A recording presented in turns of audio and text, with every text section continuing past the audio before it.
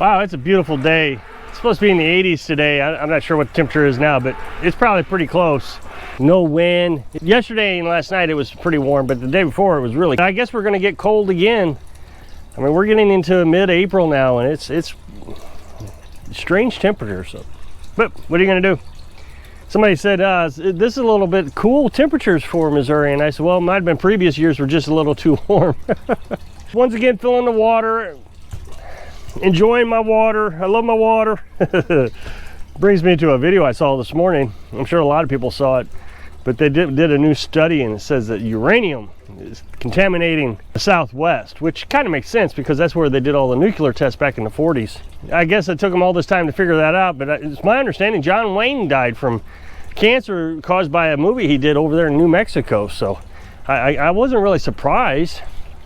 But in the video I watched, they were talking about the Berkey. They weren't sure if the Berkey would filter out uranium. And Berkeys filter out all heavy metals, lead, mercury, uranium. I Googled it as soon as they were discussing it in the video. That's what's so great about the Berkey, is all the heavy metals it takes out. Today I was thinking about a video that I watched yesterday from one of my friends, Living on a Dime to Grow Rich.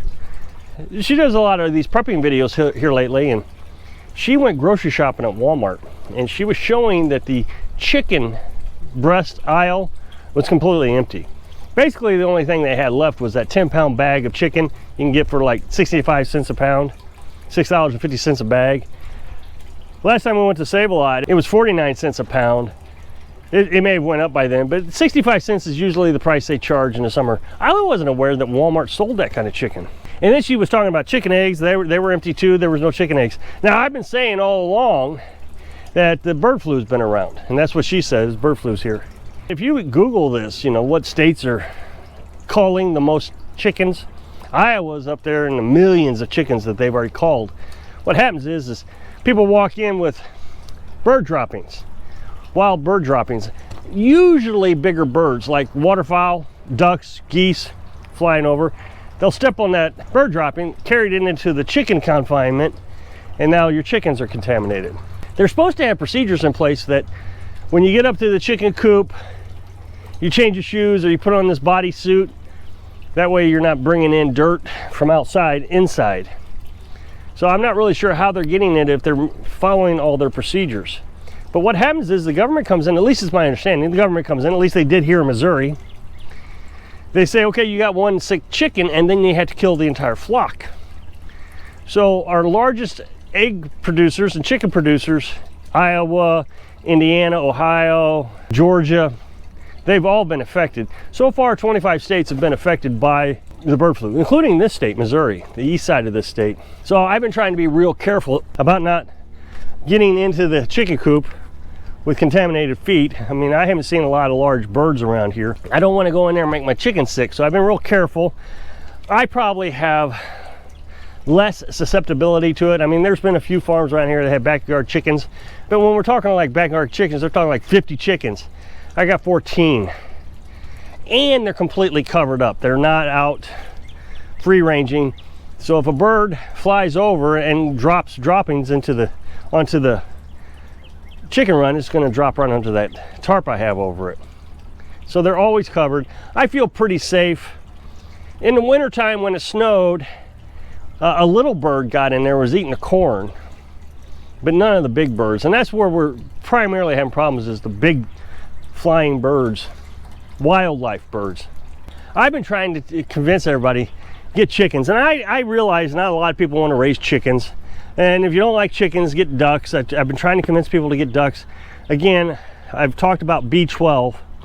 If you're a female and you've had a baby in your life, you may not be able to eat duck eggs as well as you can eat chicken eggs. It might make your stomach upset because it has more B12 than what your body needs. Your body tends to reject too much B12. Regardless, I really am trying to suggest you get chickens. As you know, we just hatched 2 chickens from our hens. We started out with 10 eggs and we got 2, which is fine. I mean, we were talking about this today, and 2 chickens is going to be great.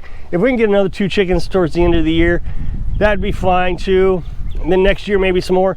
And by the time our older chickens are starting to die off or producing less, we'll have a complete replacement of chickens. Right now we have 12 hens And if we can replace those hens over time, you know, 2 or 4 a year, in 3 years we'd have a complete replacement. And that would stagger them out also, because all of ours are all the same age within a year of each other. We got, well, within a few months of each other, I should say. I think we started getting chickens in March last year, and we finished up getting chickens in June. So that's how close together. So when the chickens start dying, they're all going to start dying off in the same year, I would imagine. Well, you may get a couple that last a little longer. Now, we just went to Orscheln's the other day to buy some chicken food. They are selling chickens. Get yourself Buff Orpingtons if you're going to get them. That's my recommendation, because they're so broody. And if you get one rooster and a bunch of, you know, and Buff Orpingtons, next year they'll hatch some more eggs for you, and you won't have to go buy any more. Now, the prices seem like they were a little higher than last year.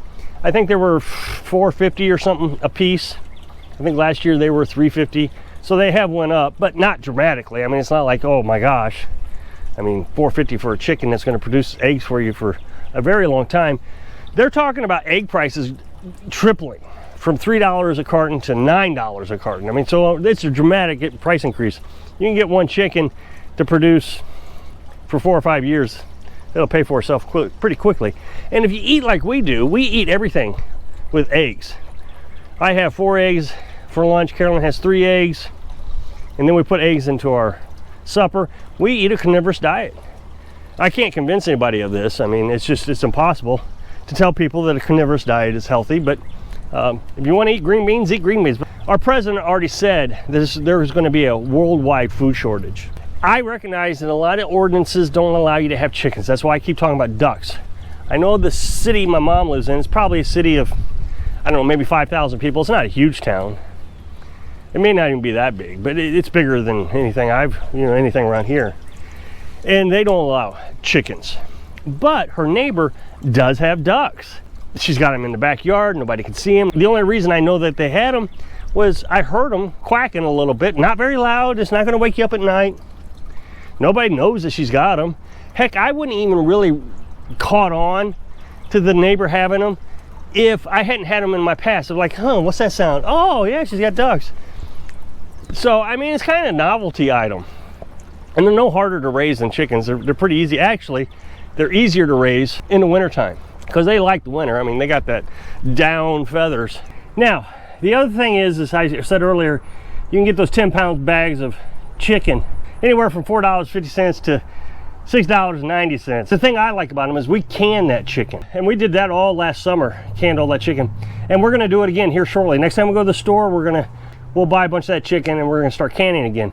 I have in my playlist on my channel a canning section on how to can chicken.